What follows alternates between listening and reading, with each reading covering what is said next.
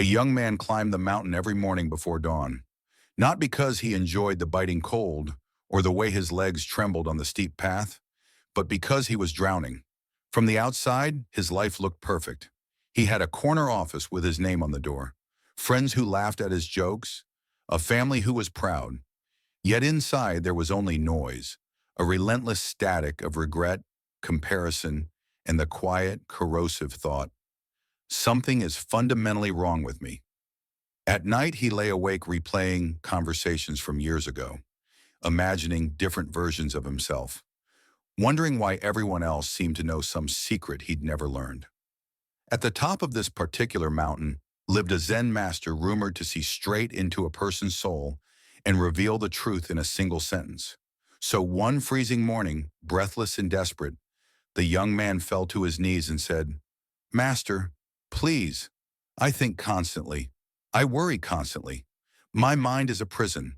Tell me, how do I find peace?" The master said nothing.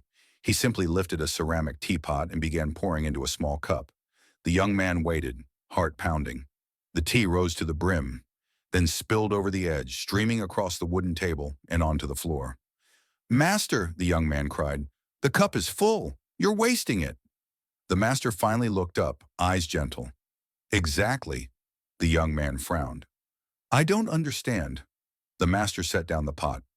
"You come to me with a cup already overflowing, full of opinions about yourself, full of fears about the future, full of ideas about who you should be. How can I pour peace into a mind that has no room for it?" The young man felt his face flush, but beneath the embarrassment was something else. Relief. At least now he had direction. The next morning he returned. This time he sat cross-legged in silence, said nothing, tried to empty himself. Minutes crawled by, then an hour. Birds called from the pines. Wind moved through bamboo like whispered conversations. Finally, unable to bear it, he burst out, "Master, I'm trying not to think, but the thoughts are louder than ever. It's like they're mocking me." The master, who had been quietly arranging stones, nodded. "Good." The young man stared. "Good? Yes, now you are actually noticing them. But I thought Zen was about stopping thoughts, about clearing the mind." The master picked up a smooth stick and pointed down the mountainside to where a river curved through the valley, glinting in the morning light. "Can you stop that river?"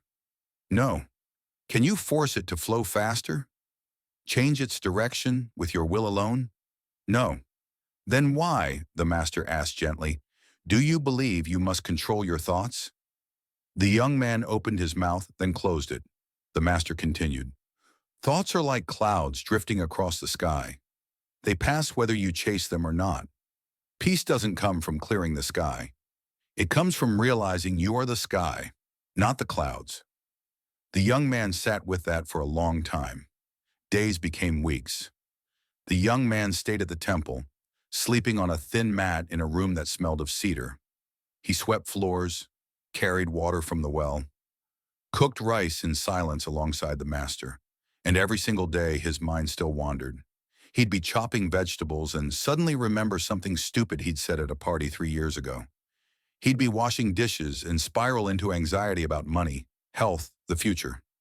One evening, after dropping an entire tray of bowls, he confronted the master in frustration. "Master, I've been here for weeks. I meditate, I work, I try to be present, but I still get angry, I still feel afraid. I still feel like I'm failing at this." The master, sweeping broken ceramic into a dustpan, laughed, a warm, surprising sound. "Who told you that peace means never failing?" The young man blinked. The master pointed to an old bronze bell hanging near the temple entrance. "Do you hear it sound each morning?" "Yes, it's beautiful." "Look closer." The young man approached. Running down one side of the bell was a deep crack, jagged and permanent. "It's broken," he said quietly.